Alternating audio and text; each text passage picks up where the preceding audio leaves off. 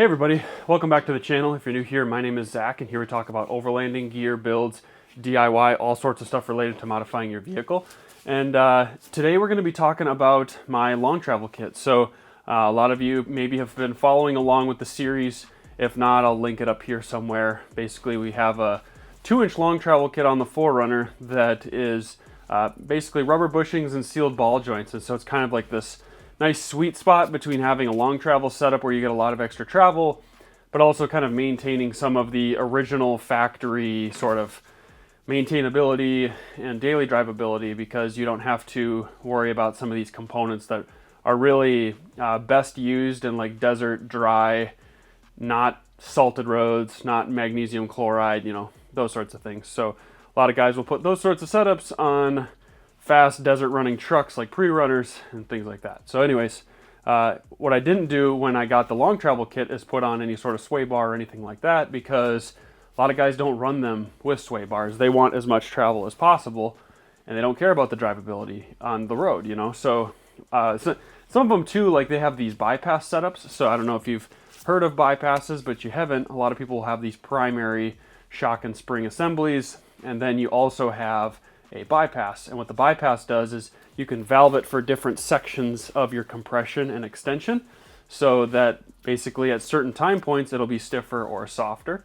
And a lot of current shocks are also designed that way as well. So, you know, even the types of shocks that I have on the 4Runner, some might be designed that way. And so if you start messing with the lift or the preload, that's why they sometimes ride like junk. So there's a lot that goes into shock tuning, shock valving. It's pretty impressive stuff. A lot of engineering goes into that. But what I wanted to do was first test out my long travel kit and see how it rode without the sway bar, because my front springs are 650 pound springs, so they're on the stiffer side, and I'm also a little wider stance. So when you have a little wider stance, sometimes your body roll is a little bit different. So I wanted to just see how it was and go from there.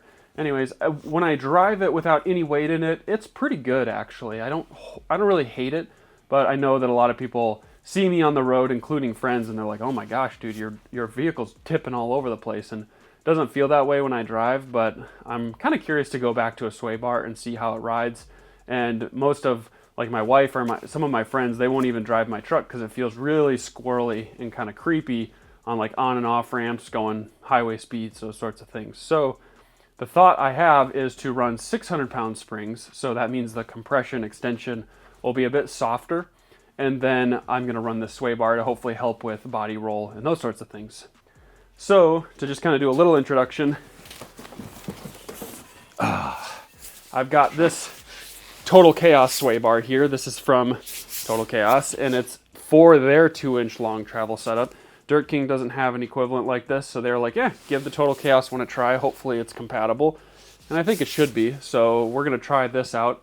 And this is supposed to be like a high articulation sway bar, so I also think it won't be quite as stiff as the stock sway bar, which is good. Like that, I think, is a good compromise. So we're gonna put that sway bar on, but one thing we have to do is the Dirt King spindle gussets I had put on at Sidco 4x4 are not compatible with a sway bar. So you have to allow a lot of spacing around your spindle to actually connect the little linkages that connect your sway bar to each spindle. And so that's what we're going to do today. I'm going to break out my Harbor Freight welder, which shout out to Harbor Freight for sending me all the tools that I really use to work on my 4Runner. Wouldn't be possible without them doing some of these bigger projects. So what we're going to do is I've been cutting off my Dirt King's, spindle gussets, because I figured that's a pretty boring thing to watch. So I've now just gotten to the point where I've cut them off and I've cleaned up the spindles a bit. And this is where we're going to kind of take off. So first I'll show you my original spindles, since they're off the vehicle, and how we're going to bolt up these Total Chaos spindle gussets, because they sell gussets that go along with the sway bar. So that's what we're working on today. Once we get all this put together, we're going to put it back on the vehicle, and I'll show you kind of that install process and how everything bolts up. So all right, let's jump right into it. All right, so I basically finished up cutting everything off, but the original spindle gusset, I'll grab it out of the drawer here.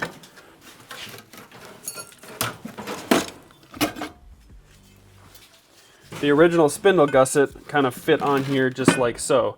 And so I've been working on cutting these off on both of the spindles and then cleaning them up. And so we've got both of these removed. And I'm just saving the steel because it might come in handy as some scrap steel at a later point. But this is one of the spindles, and then this is the other spindle. So they're all prepped. And what I've done is I've bolted on the Total Chaos spindle gusset to actually see where I need to clean up on here. Last time I cleaned most of the whole spindle, but I kind of want to stop doing that because it takes off some material every time.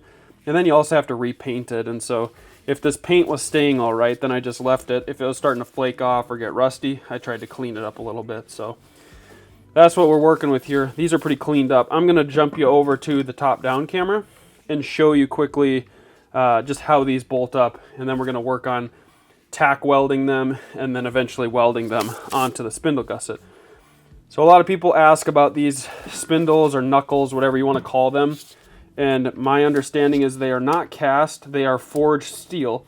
And so since they're forged steel, that makes them a lot easier to weld to. So a lot of times if you're playing around with different materials, you have to be a little careful with how you heat and weld. So since these are steel, these spindle gussets are steel, I'm going to MIG weld them and hopefully everything works out nice and dandy. So we're not laying a long bead. It's pretty short and we're going to kind of bounce around to keep the heat dispersed.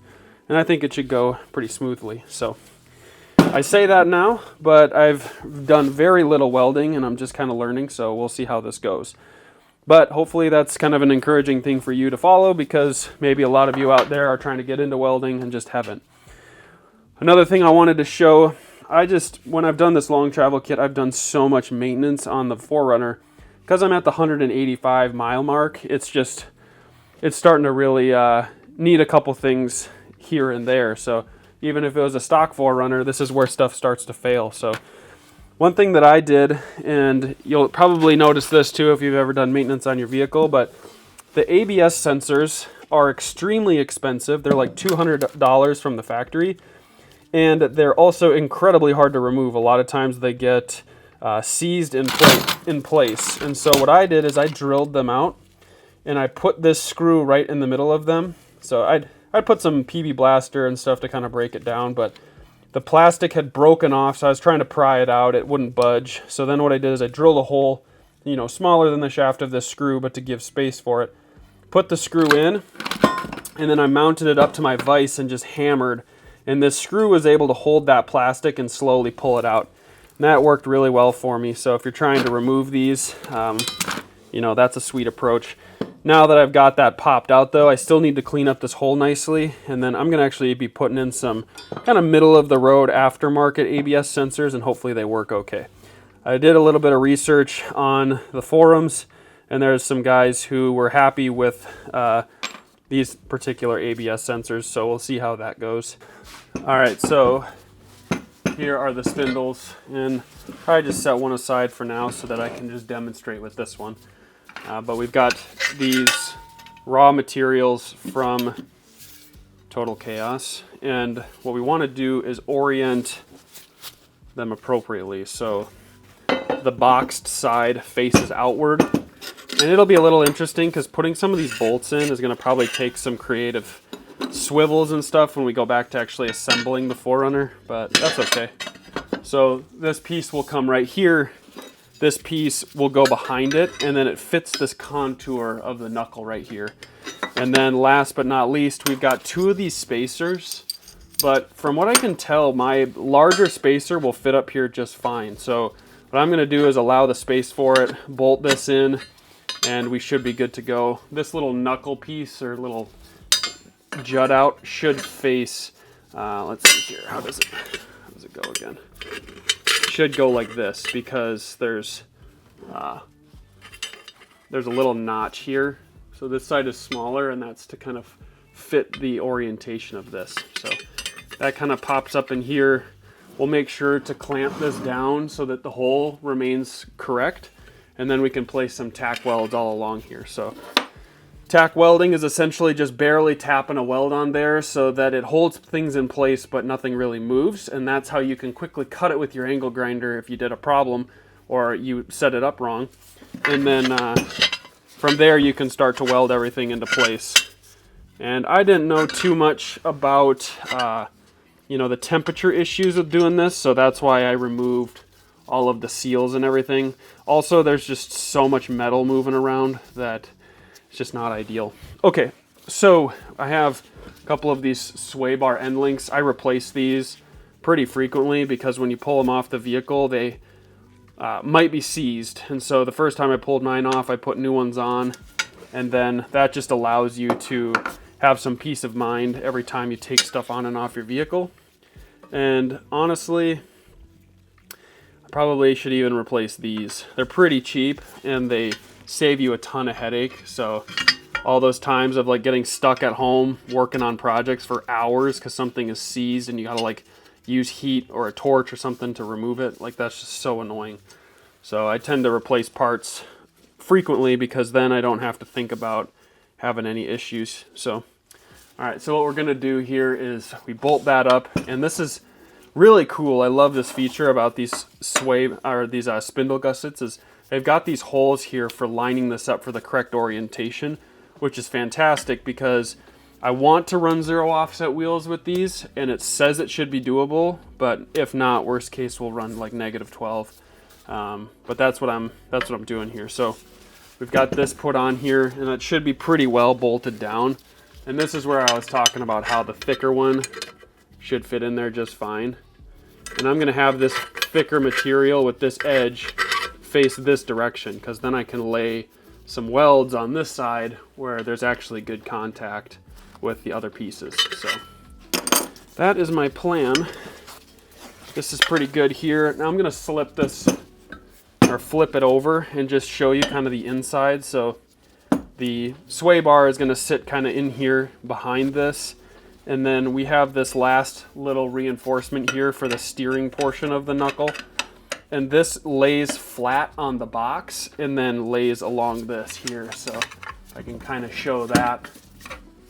We're gonna do this and then like that. So you can see how this gets all flush and clean there.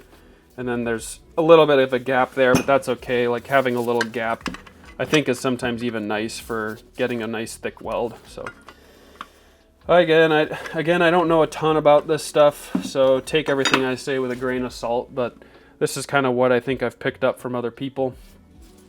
I watched another video on YouTube on putting these on, and they actually were bending this inward. I should probably check Total Chaos's instruction manual to see if I've got to do this. But one thing I'm also going to do is bolt up the little bracket for my power brakes right here and just see how that looks. And maybe I'll actually go grab that right now and just show you so that you have an idea. All right, here is one of my power brake brackets, and how it orients is just like this. Just like so.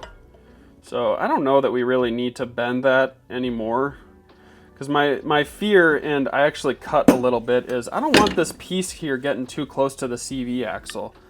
Like I don't know that it really gains us that much more strength, and I'd like to keep that a little bit away from this. So that was my thought process. Hopefully that wasn't a stupid idea, but I think that should work really well. And lastly, I kind of mentioned this earlier, but like you can see here that this is silver and then this is black down here. I tried to only really polish up the spots on the spindle where we're actually going to weld to, and not really do too much on the other sections. So up here I cleaned this up all around there. So in theory we can actually weld this little block up here and put some welds on the back side kind of right along there. So we'll see how all this goes. Another thing to do is all the spots where we're going to lay welds on these actual boxes, kind of buff that up too with the flap disc. So that's what I'm going to do also. I haven't done that yet, but I was just trying to get this part done first and then move on to that. I've been doing everything with my Hercules angle grinder. I've had this thing for over 1.5 years now, and I've used it on a number of projects, and it works like a charm. So these 5 amp hour batteries, I've gone through 4 charges doing all this work, but I've got a bunch of them, so it hasn't slowed me down. But just as an FYI, we are cooking through batteries, trying to cut everything off and buff it all up and get it all ready to go. So clicking along, let's keep on moving. All right, well, I just got this welder from Harbor Freight maybe a month ago, maybe it was a couple months ago. And this isn't the big project that I was talking about. I'm still working on that, but this is just kind of a side project, and I needed to really dial in the welder. So shout out to my buddy Preston, who's helped me do some of this stuff. But here, I want to just kind of show high level what you do to set this up, because maybe a couple little pro tips in here, but I'm not going to do like a full instructional because that'd be a little bit of a blind leading the blind. But this is high level. Okay, so basically for MIG welding, which is what a lot of guys do for steel, you can either opt for wire that has gas in it or flux, and then you can opt for an argon CO2 mixture. So what I did is there's a welding shop here in the Twin Cities in Plymouth. They have this rent-a-tank program, which is what I'm doing. And so basically what I did is this is a middle of the, it's like middle of the road size tank, maybe even slightly small, but it's kind of a hobbyist version. And you can use the gas rather than the flux core, because a lot of guys think that this helps it weld a lot cleaner. So I was like, well, when you do welds, you kind of do it once and you hope to do it well. So I'm going to try for maybe the slightly more expensive version, but that should run a better weld. So most of this stuff comes with this Vulcan Omni Pro 220. What's really nice is you can use 110 or 220, and especially if you're a hobbyist, maybe you're not doing too much welding.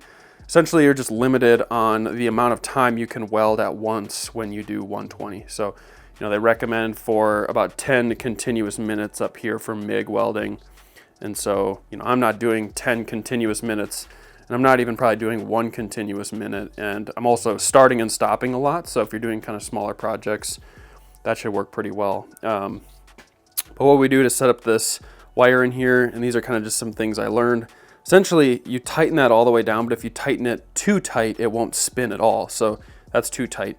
And then if you keep it too loose, it spins freely and it will kind of unravel the wire. So there's like a balance there. And then this right here is a little tensioner. So it's how much it squeezes on this wire as it feeds through the machine. And for solid core, that's like 3 to 5. And I think for flux core, it's a little bit less because it's a softer wire since it's hollow in the middle or something. I don't fully understand that, but essentially. Also up here on the front is different connections depending upon what you're doing. So for this gas, argon gas approach, basically connect the probe here on the left side, and it's got this secondary connector down below. One thing I thought was kind of funny is they had me pass this through after I plugged it in. I definitely would have passed it through before. And then you clamp this ground plug or ground clamp onto your material so that you have flow of the electricity. And essentially, as you're welding, the gas is shielding around it, and then the wire in the middle is where the electricity comes out of. So until that wire comes into contact with the metal that is connected to that plug, or sorry, that clamp, really nothing will happen. So that's why you basically have to have that, and it's good to have this all connected up appropriately. Another thing I had to set up here was this welding helmet, and it's not too difficult. And what's kind of nice is it has like this auto dimming feature. So when you're not welding, it'll kind of go back to sunglasses, something you can at least see through. And basically it doesn't work out of the box. You got to put 2 like massive coin batteries into it, and then it will work. So got that all set up, got this all set up. The argon gas is 75% argon, 25% CO2. Thankfully today it's like in the 40s in Minnesota, so I've got my garage all open, since a lot of guys talk about how you need to ventilate your space when you're welding. So yeah, we're hanging out here in the garage. Last thing maybe is this wire over here has different sizing on this little dowel. So you stick this in, and then there's writing on the side of it for what type of wire you're using. And so I'm using 030 solid wire, and so I set this up appropriately. So just that's also another thing to note. Set that down there. I think that one is primarily for the flux core wire. So I've got some welding gloves and gear from Harbor Freight too, but I haven't cracked them out yet because I use these Giver gloves for like basically everything. And You know, as long as your material is not too hot and you're not welding it for too long, I think it's okay to use like a different type of glove. Someone correct me in the comments down below if I'm wrong about that, but I've got these thinner Giver gloves that aren't lined, and these have been awesome. So that's what I've been doing. And like I had said in a previous clip of the video here, I've got the shield off of this because these flap discs are a lot safer than like a cutting wheel. So I was using this so I can get in and around all the different edges to actually clean off the material. So even though this is like a raw material on here, you want to buff it out nice and clean so that when you're welding to it, there's like no coating on it. So that's what I did. And it sometimes looks dirty or clean, just depending upon the angle you look at it. So yeah, it's easy to continue like cleaning it off thinking it's dirty, but it's actually just the angle at which you're looking at the material. So I got a little bit ahead of myself here for filming this, so I'm going to show you what I've worked on so far from the top down. Okay, so far what I've been working on is getting both of these kind of all good to go. And I've been welding them, and now I can touch most of this metal with my bare hand. This piece over here is still a little bit warm, which you maybe can't see in frame, but we're getting there slowly but surely. The one thing that I've learned is as you weld, it pulls the material. So you have to be really careful with how much heat you're doing and how much you're welding at one time. So one thing that I've been really cautious about is I want all these holes to like work out well. And I don't want to be like annoyed by the fact that this doesn't slide through and work correctly. So I've been continually checking this, and this is working super awesome on both of them. So before I welded anything, I went through and I tacked a bunch of welds, and that helps to just start by holding down the material so that you don't get sort of off kilter or set up wrong. So I kept these bolts and everything in when I tacked everything, and then I pulled them out, and I did a number of small welds here like on the back. So, you know, I did like a little section, came back later, did a little section, and I've kind of like done that and stepped through. So that's what I've done. The nice thing is this big piece in the middle, I was able to tack weld in with those bolts, and that's like a great place to start from on these. And so that's what I did, and working from that has been really quite easy. One thing here on the front, you've got this little angle piece, which I don't know, I put both on both sides, so I can't give you an example, but sometimes like holding that in and welding it's a little tricky. So I have these little right angle magnets, which they didn't work quite perfectly, but they were able to hold it long enough for me to put some tacks on, and then I've started to actually weld this. So things are looking good. This is my first time using my particular welder, and my like second or third time ever welding. So I'm definitely still learning. Don't take what I'm doing as professional advice or anything, but just kind of sharing my experience.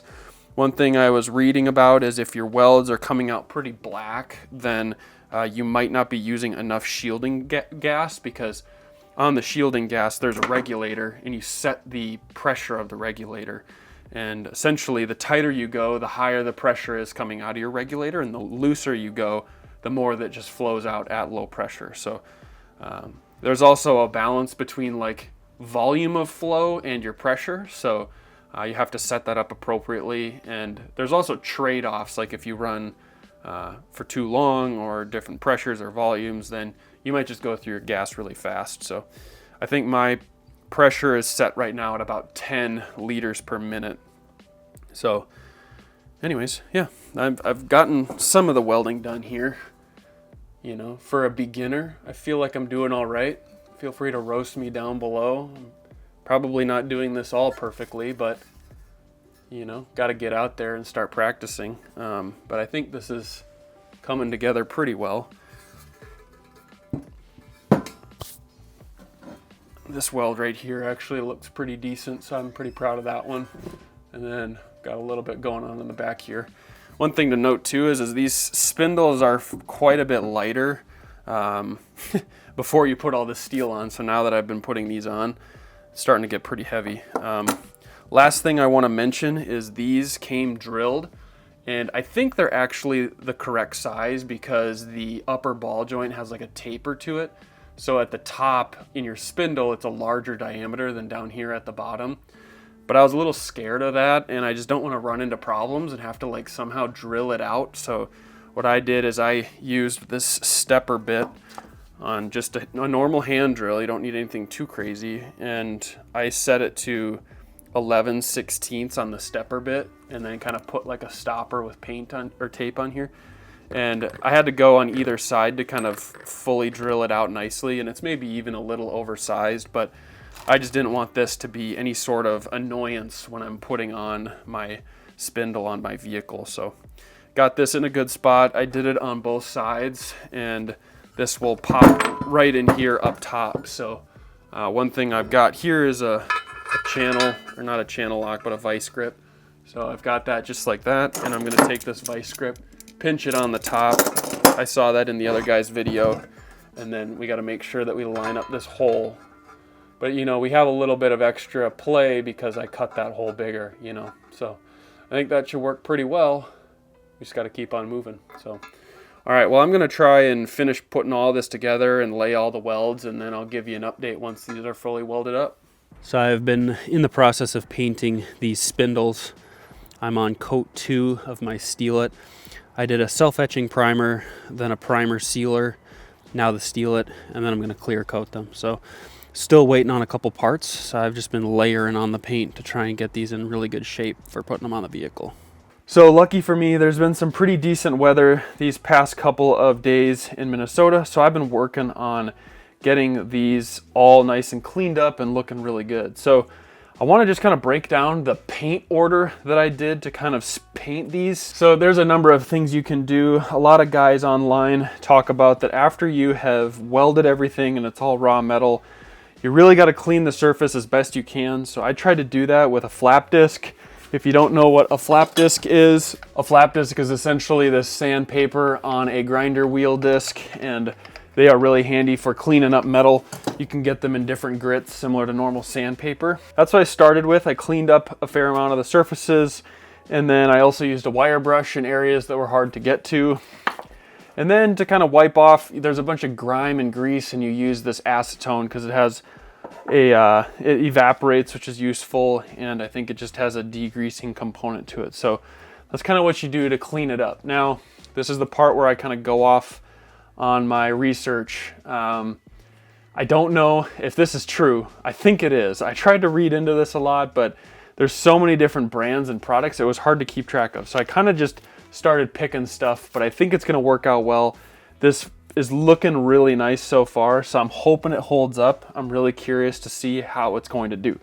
So I'm gonna break down the order of paint I did. So I did 2 coats, front and back, for all of these paint layers. So first, I started up with this engine primer, and it's a high heat primer, and this primer is a self-etching primer, so it should chemical bond to the surface of the metal. So this is what a lot of guys talk about for putting on raw metal. So this is what I started with, but I read that moisture and different things can pass through this primer, and so I was like, well, I don't want that. So then some people talk about the next stage, which is using this primer sealer, and apparently this is sort of like a moisture barrier or something. It helps to seal in the primer and prepare it for your base coat. So it says here, bonds your base coat. So that's what I was going to do next. So then I put on 2 coats of this on the front and the back for both of these.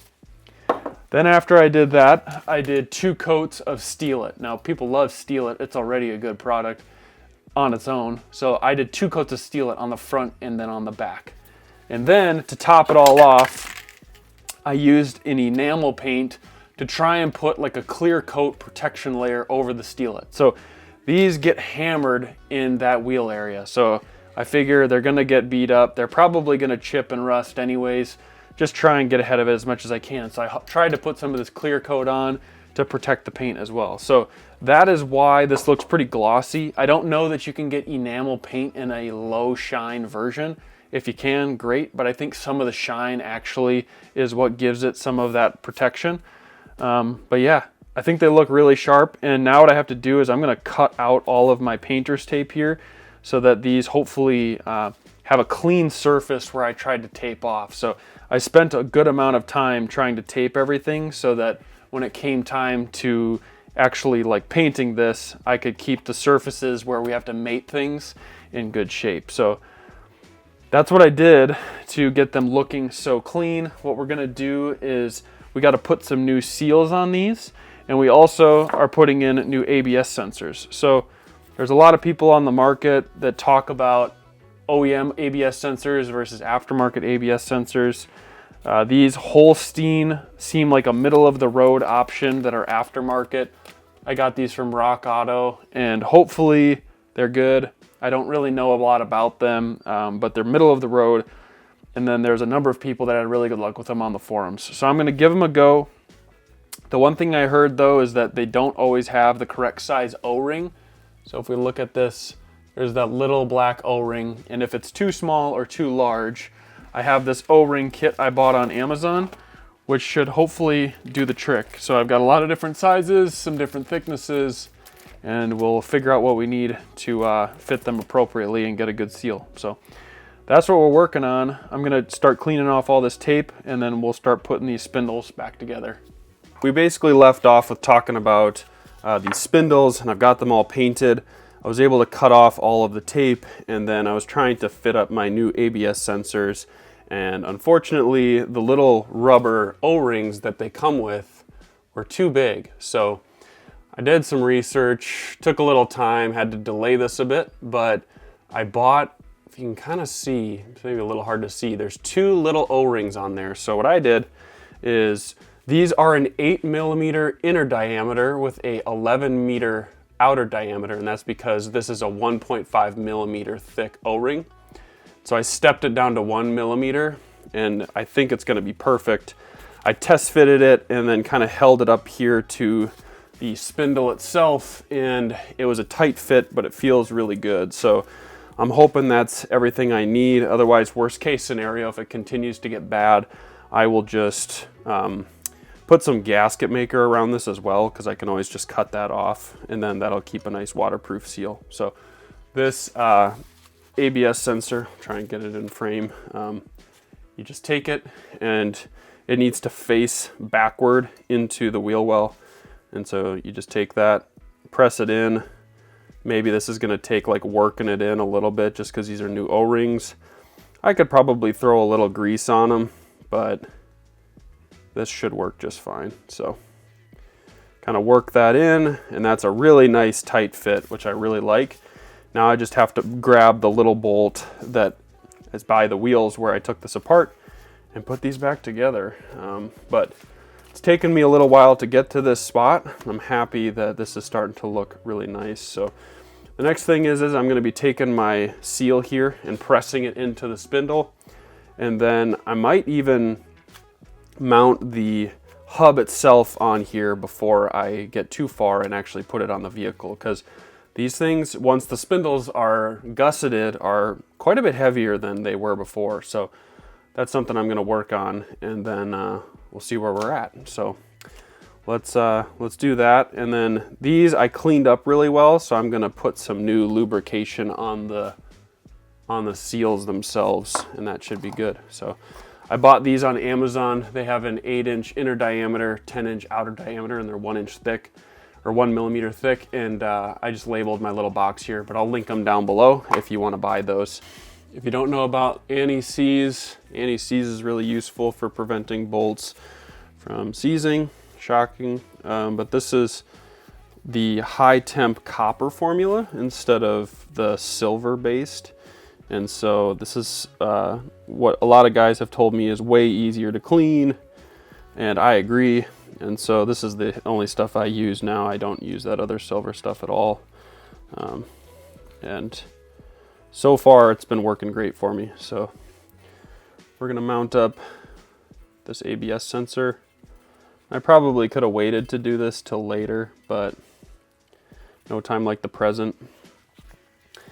And then we're gonna hammer in this particular seal, and I'm gonna grab one of my older ones. So this was an old one, this was an old one, and I have a new one. And so I'm gonna use one of these to install the old seals on the actual CV axle.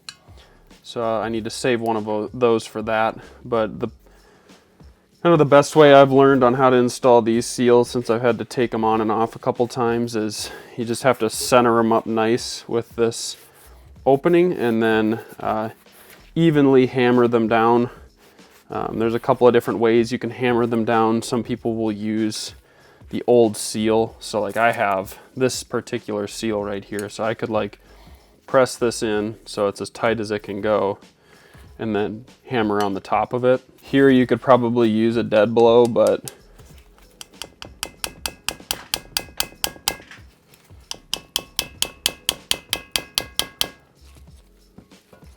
you'll kind of notice that it'll start to go in cockeyed. So that's kind of what mine's doing here. But I don't know, someone can correct me down in the comments, but I don't think it's possible to put this in perfectly uniformly unless you have like a PVC tool. And even then, you're not hammering evenly across the whole entire thing. So I think it's more of just a process of slowly working it in. Yeah, we'll rock with that. And we can flip this over and just show the other side. But there's our ABS sensor sticking through. I haven't actually tightened that down. I just kind of finger tightened it. That's pushing right through there. I think that should work just great, honestly. Actually, I'm gonna take it out quick because I wanna grease both sides of that seal. And maybe I should have greased it before I put it in. That probably would have been smarter, but there we go.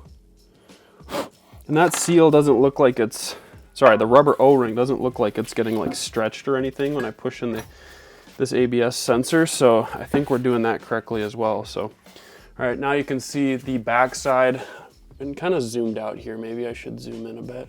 All right, so now you can kind of see the inside of this. I tried to clean it up. It's not quite perfect, but it's the best I think we're gonna be able to do. I'm gonna use my finger to apply this, but I don't think we want to get it on that outside wall if we can help it. So I'm gonna try and stay right here on the inside of this lip. And that channel that's down in there, I think probably could be completely packed full of this stuff and it's okay. When I was cleaning these seals, they had so much grease in that little area. So I just want this to function properly and stay in good shape. So that's what I'm doing. And I did a bunch of research on different greases. There's stuff that says like basically non-petroleum based. So this is, I don't believe petroleum based is better, because I guess petroleum based I think will dry out the seal. So that is how I picked this stuff. Never bought it before. This is the first time. And I think it also is like the same as a dielectric grease. So that's useful. Tried to keep it off the walls the best I could. All right. I think that should work well. I'm not following any sort of instructions here, so this is hopefully the smart approach for this, but if you think I'm doing something wrong here, please call me out in the comments, and the 50th time I pull apart this whole wheel assembly, I'll fix it. All right. I'm just going to be kind of liberal on this side because there's going to be the seal for the CV axle hooking up on this side. So if a bunch of this silicone just kind of oozes around those seals, I think that'll be just fine. So fun fact, Costco sells these shop towels in I think it's an 8-pack for 16 bucks. So I think that's a pretty good deal. Let me know if you found a better place to buy them, but so far I've been just buying those blue towels at Costco and they are pretty slick. I think that seal is pretty well good to go. And then I'll be mating up this new seal kind of right in there. So I think that should work well. These new seals come pre-greased, so I don't need to do anything with them. And then I'll use this one over the top of this, and it's gonna bang up Sorry, that's out of frame. I'm gonna use this new seal over the top, or this old seal of mine over the top of this new seal to put it on my CV axle. And this rubber here is just gonna get banged up, and that's just what happens, so. Okay, that is all basically good to go. Now I need to put my, I'm gonna put a little bit of this grease onto, there's kind of like this, I don't know, there's this piece of rubber here. Can't tell if it's rubber or if it's some other metal material, but I think it's, I don't know. I'm gonna put just a teeny bit on here because I was trying to clean this up because I put the wrong seals on the last time. This inside of the hub got all like dirty and grimy. And I kind of want just like some sort of a coating on this to try and keep it a little bit more waterproof, or maybe prevent it from rusting or getting kind of beat up. So hopefully this isn't stupid, but I think this should work okay. There. And then the inside of those splines, we have anti-seize on them, so that should be good. Got my brake dust shield here too, so I can mount this up. Next step, let's put that ABS sensor back in. So remember that this has to face backward like this, and they can only be put in one way, but now that I have this pulled apart, I might actually just put a little bit of this grease on this O-ring down here. It's probably not silicone grease, but I don't know what you want to call it. Got to make sure though that it keeps this end of this sensor all nice and clean. So I'm gonna wipe that off. I just want it on the rubber, and that's it. There. All right. Put a little on there on that O-ring, and then we'll push this back into this hole. There. That actually helped work it in too. And then this is going to be a 10 mil, probably torqued to like something like nothing foot-pounds basically. So grab my little wrench here and tighten this down. Kind of want this sensor to be perpendicular, so I think that's pretty well perpendicular, just like that. And then that piece of plastic there is the limiting factor here on torquing that down, so it doesn't need to go crazy. So that's why I was also using this little quarter drive handle. It helps to not be able to torque as hard when you're doing it manually. Okay, so this is all pretty well good to go. I'm gonna take a little bit of this extra grease off that lip there. Now I'm gonna mount up the hub here, so I'm gonna zoom out a little. And these bolts are 17s, and then our dust shield here needs to face backward. So go on here just like so. And that's gonna be a problem with the new spindle gusset. So I actually need to trim this a little more. So I might actually come back to here. So let's just kind of mark that out.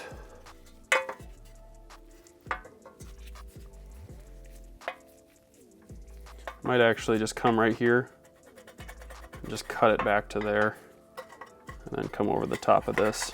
So I can draw that on here just so that it's easier to visualize. Kind of like how I cut here, cut across, and right up there, just like that. And let's see how that turns out. All right, I'll be back. Okay, so I slapped a little bit of paint on this shield, so it's still a little wet. So kind of trying to be careful to not touch the wet paint anywhere.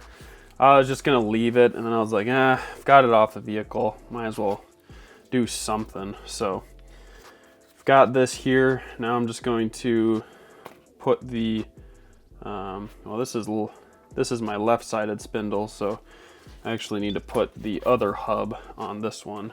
So I could mount these up on the vehicle, but I think that starting them here is kind of like a nice way to get at least this pushed in to into this center area. So these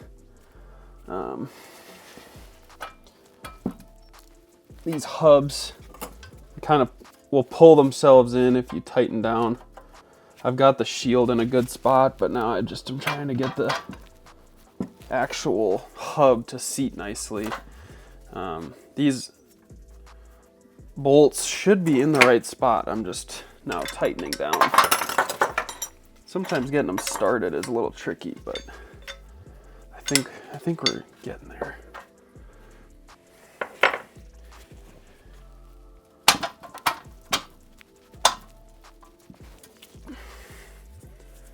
There we go.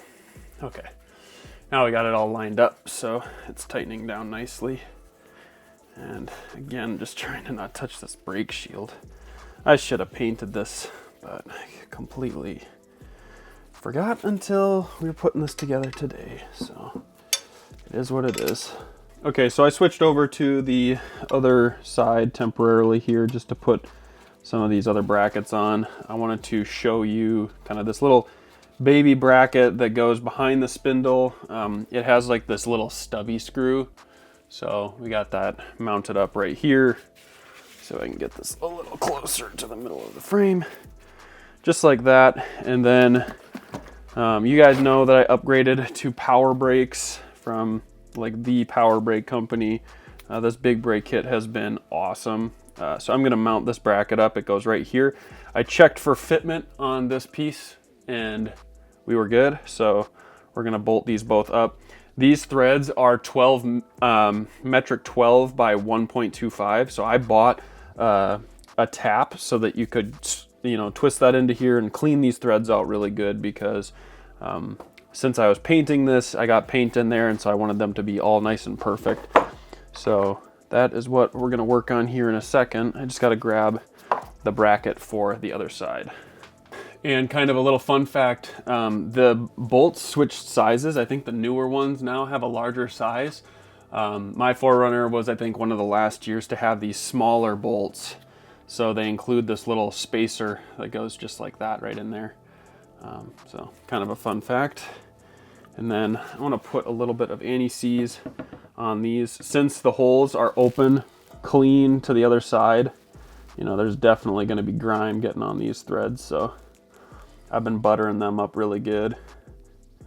And these will get torqued, I believe, to 50 or 80 foot-pounds. I gotta check the manual again, but stick that right there. Not too much extra space to spare, but they'll fit. So this one I maybe could have welded a little bit farther away, but it is what it is. I knew it would fit at least, and that's all that matters. So, and when I was taking these off, I checked to make sure, but the caliper itself stays within this plane right here, so we should have plenty of clearance on the spindle itself. Those are on tight enough at least to hold, so I like that. Now I think this is all good. You can see how this will clearance. I think that's going to work great. This side is basically done. The only other thing I guess I could do off the bench instead of on the bench is put on these sway bar links, but I'll probably do that on the vehicle. But I just want to show you how this will work. So this will come right through here, just like so. Gotta kind of work it into this hole because there's not a ton of room to spare. Grab these locking washers that these ones come with, and these are gonna bug up the paint. You know, it's kind of, it is what it is. This side is basically all assembled. I could do, I think this is a 12, not a 10, so I'm gonna have to do that once I get over to the vehicle. Otherwise, like this side, we're essentially ready to slide this onto the spindle. So all right, well, let's keep on moving. Sorry, this has been kind of a long-winded top down, but we'll jump over to the vehicle now, and I'm going to show you how all this is going to work. So one thing I just am going to double check is up here. This is where the upper control arms ball joint will push through. I want to make sure that this castle nut has good contact with this metal, and I need to make sure that once this castle nut gets tightened down that I can push the cotter pin through effectively. So that's going to be a little bit of a tricky thing because of just the spacing in here. And also given that this new spacer now might make it really hard to utilize that hole. So we'll have to see how that all works, and maybe I'll have to drill a new hole. I think I can do that. We'll have to see. All right, let's keep on moving. I'm gonna get some of this stuff bolted up on the other side, and then we'll jump over to the vehicle and get this installed. All right, so that was a lot of detail. I'm going pretty slow in this video, but I just want to share as much detail as I was walking through this process. Like I said at the beginning of the video, I'm still really learning how to weld, so take everything I'm doing with a grain of salt. I'm also just a guy working on my truck in my garage, so I'm by no means a pro. I just like to share what I'm doing along the way and maybe inspire you guys to do some of your own work, show you that someone who's kind of just learning stuff as we go can work on these trucks too. So this is going to be part 1 of a part 2 video, just because this ended up being way longer than I was anticipating. And so in this video, we're kind of talking about setting up all the spindle work and making sure everything's painted and welded and set up correctly. And then the next video, which I've basically already edited, but I just split them up into 2 videos, will show kind of mounting them on the vehicle and then testing them out, driving around, those sorts of things. And I'll kind of share some more information on that. So I'm actually making this outro like multiple months later. I've been running it on my vehicle for a while now, and man, I don't know, like running no sway bar can be handy, but if you're like me where you daily drive your vehicle a lot, it'll be interesting to see. I haven't used the sway bar setup off-road as much yet, but I'm hoping to this fall. So we'll kind of see how all of that plays out, but just a little insight into the next video. Like, I like how it drives. So I'll show you some of the other things you still have to tweak, but if you're somebody out there who's got a 2-inch long travel kit, maybe this is something you'll want to explore, especially if you don't have bypasses. All right, thank you for watching. Appreciate all your guys' support, and hopefully gonna pick up posting a little more frequently here. Do what I can to try and stay consistent. Alrighty, thank you. I'll catch you in the next video.